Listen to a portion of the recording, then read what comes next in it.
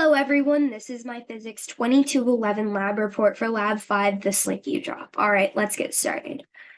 Okay, so the purpose of this lab is to figure out why the bottom of the Slinky remains stationary even while the object is in free fall until the top of the Slinky has fully collapsed.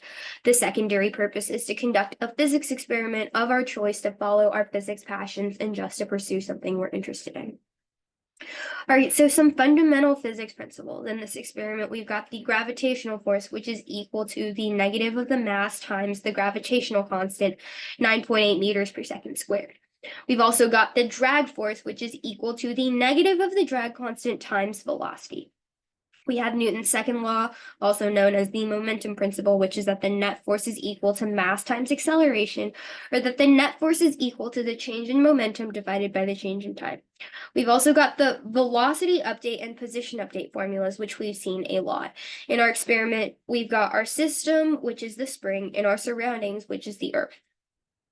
So this experiment is quite simple. All you have is a slinky that you hold at the top as you extend down as it reaches static equilibrium, and then you drop it from the top. And as it drops, the bottom of the slinky stays stationary until the top of the slinky hits it, and then they both fall down at the same rate.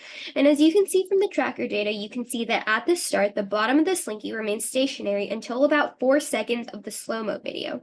And then after that, it goes down along with the top of the slinky. And this is in the slow-mo video, not in real life.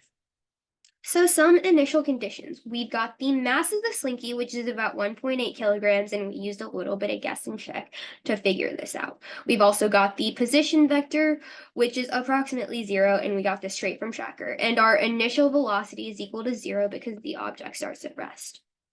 So this experiment can be broken into 2 separate sections. The first section is where the bottom of the slinky remains stationary due to the net tension force equaling the net weight force, setting the net force equal to 0. And we've also got the second section where there's no longer a tension force and there's only a drag force pointing up, which acts against the weight force. In the first case, the tension force is equal and opposite to the weight force, so the object remains stationary. However, in the second case, the drag force is not equal to the weight force, so the object starts falling down. And in both of these cases, we've got our velocity update formula and our position update formula. All right, so as you can see here, we have graphed the observed positions of the bottom of the slinky and the modeled positions of the slinky. And this is over a time period of 7 seconds. And this is a slow-mo video, not the actual function, because it's just easier to figure out the points based on the slow-mo video. And as you can see here, the observed graph is nearly the same as the modeled graph. There is a slight difference, which we'll discuss in our conclusion. Okay, so we're going to imagine a scenario where we attach a tennis ball to the base of the slinky and we're going to drop it again.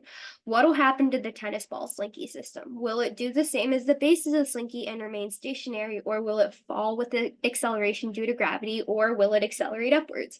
And the answer is that the ball will remain stationary until the whole slinky is collapsed above it. And this is because the weight force of the tennis ball is counteracted by the tension force acting upwards until the information travels down to the slinky that the information has changed and that there's no longer a tension force as we've seen before. All right, so on to our what does it mean question, which is at what point do we know that this system needs to be modeled a different way? And understanding this question is the crux of this lab. As long as the tension force is equal and opposite to the weight force, the object will remain stationary in the air.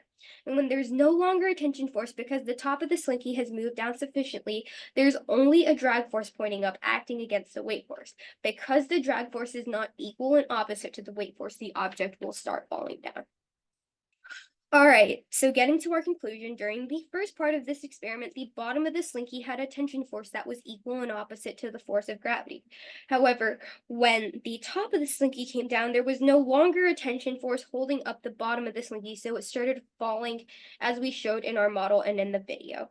And as before, we saw that there were some discrepancies in the data, but those can be explained by outside forces acting on the system that were not accounted for in the model or by human errors in tracker or in the experiment itself. Anyway, that's all I have for today. Thanks for watching.